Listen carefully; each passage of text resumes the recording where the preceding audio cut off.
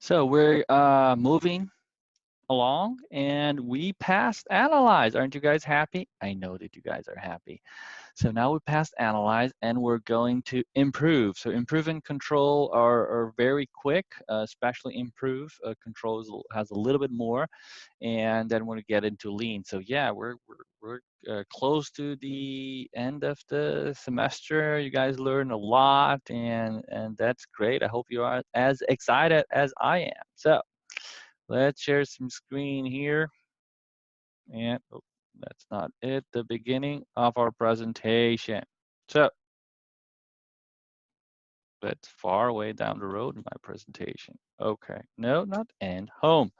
Okay, so we're going to improve and this and control slides.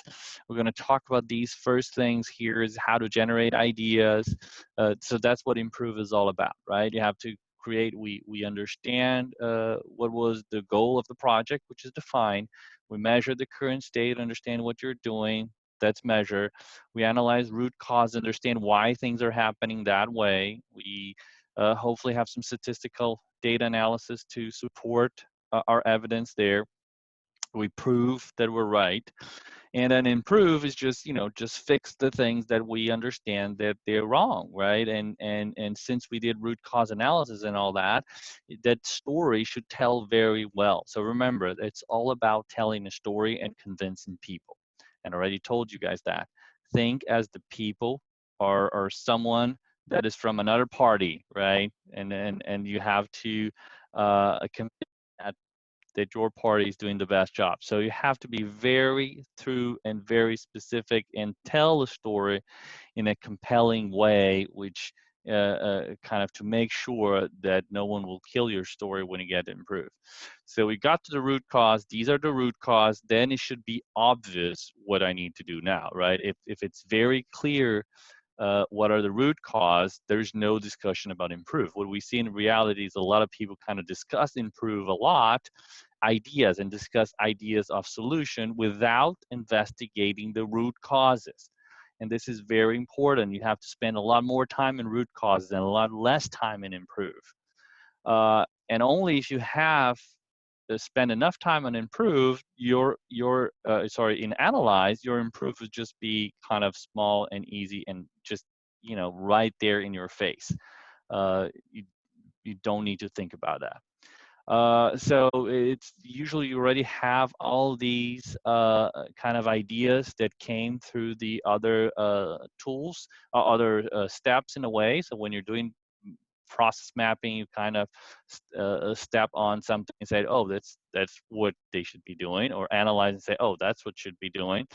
But if you don't, there's some tools that can help, right? So then you have to use them as needed. Negative brainstorming, error proofing that we're going to look at later, and Scamper. So negative brainstorming is basically, we study brainstorming. Negative brainstorming is just the negative. Of course, uh, it's just instead of asking the question, how can I solve the problem or prevent, I ask, how can I do it worst? How can I cause the problem? How can I have a very bad effect? And the answer will be the opposite of what you want. So sometimes it's easier, or people are more comfortable in thinking about what can go wrong, and that will generate some good ideas, right? So let's say that we're looking at waiting times in a doctor. You can think about, how can I make they wait longer? How can I make them more uncomfortable? And then double appointments, remove the chairs, and then you understand that, oh, if I remove the chairs, make it worse. If I put more chairs, make it better, right? You have other examples here. Discuss their problems in public. That should be fun. Another tool called Scamper. So Scamper is an acronym for substitute, combine, adapt, modify, put, eliminate, rearrange. And it's basically looking at something that's not working and see what are the alternatives. Okay. And here we have an example of coming from a capstone project, actually a solder void in a semiconductor that we found that was like a poor plate, a tin plate that was covering that. So a cover on that was done in a company that produced air conditioning. So we have that problem in the solder coverage there, wear and tear, and so on. And there was like a hole on that, right? A void there, right? And here we have the process: tin plate, trim, solder, test, mark, and inspect. So you have to look at, different perspective. What can I substitute? What can I do it totally different, right? What can I combine from the things that I have? What can I adapt from the things that I have? What can I modify? What can put other use to, right? For example, put other ones, instead of fixing the problem, sell the parts with problem to someone else. What can I eliminate? Maybe been prepaid and done those steps ahead of time, or rearrange or stuff like that. So it's just kind of sometimes, will help to give you some more ideas. After I have those ideas and those solutions, how do I propose them, right? How do I organize and present? So it's very normal to have a list of 10, 15 different things, and then you will overwhelm the company with all those things that you want to do. And some problems may have different types of solutions. So which solution to propose? Remember that companies have a limited number of resources, so they will have to focus very little time that they have available to solve those problems. So there's two ways that we're going to see with more detail to organize different ideas. So this is basically thinking about, I have one problem and I have 5 different solutions for that problem, how to choose them. So one is called a PUG matrix. And the PUG matrix is basically you identify all those 5 options and looking at comparing all of them with one baseline. Doesn't matter which one it is. You pick one, that's the baseline, and then you can see, okay, what that one is better, same, or worse than the one that I pick. And for each one that is better, you put a plus, the same with 0, worst, you put that minus, right? And you start putting all those numbers and some of them at the end. So yeah, it's weird. Let's take a look at that. So let's see that I have here a problem that the drivers came also from a capstone project. That drivers were dropping the trays in the wrong location. So we're dropping in, oh, I'm gonna sneeze.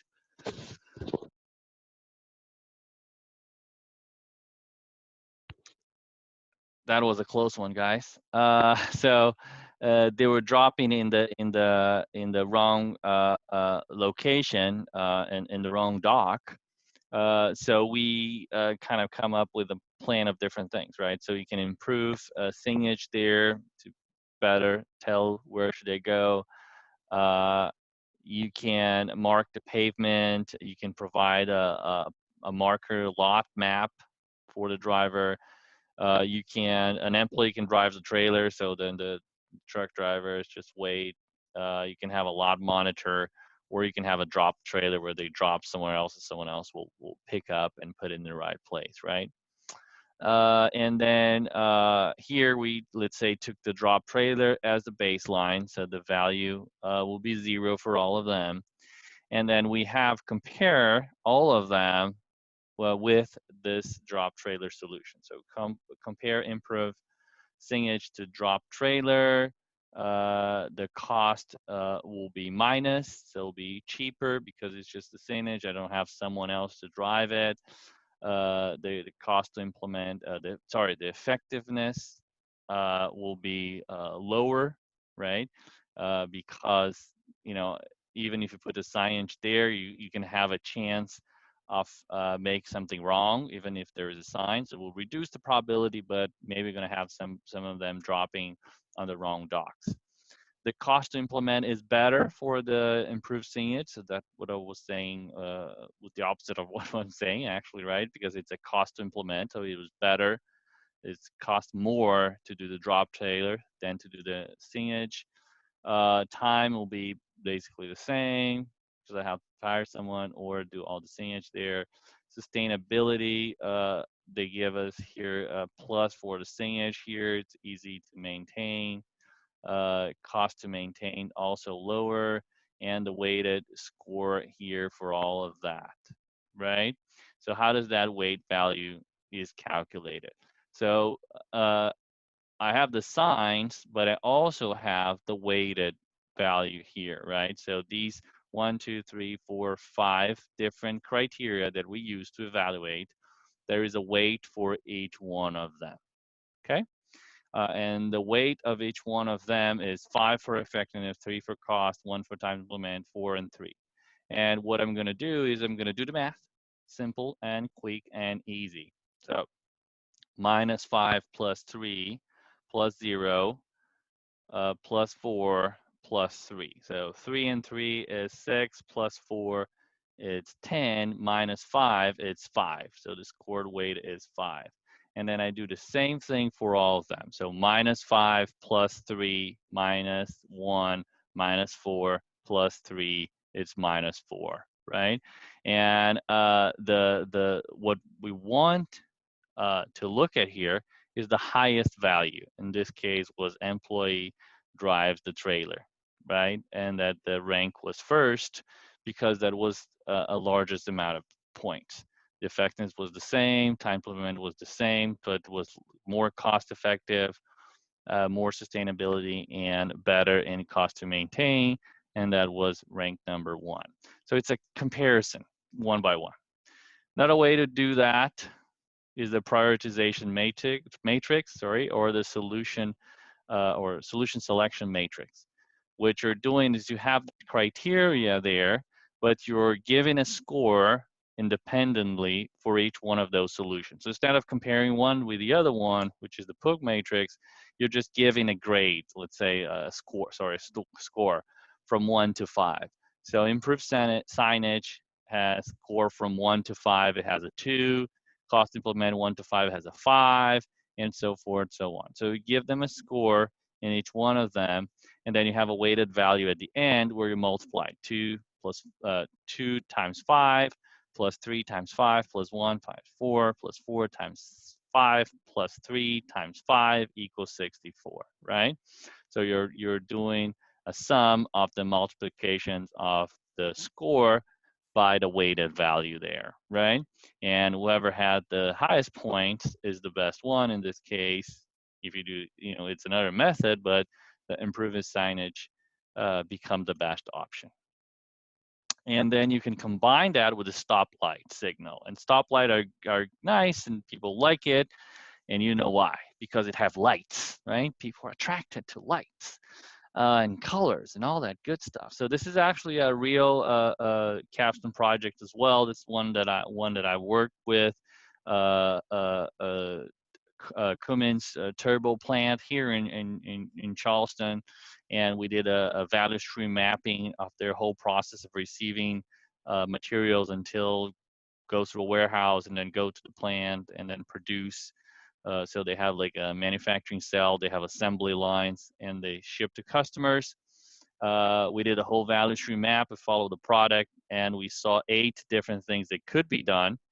And those 8 things, how to prioritize them. So it was in terms of impact in production volume, impact on inventory, and if it was aligned with the scope of the project. So we noticed that some of the things were needed, but were not aligned. We didn't have the support that we needed. And so we focused on the ones that we had, right? And you have here the total, and here the ranking from highest to lowest already there. So the green ones are the higher ones, the red are the lower, yellow is in between. Very good. And you just multiply that. So in this case, we don't have the weighted value. We assume that they're all the same.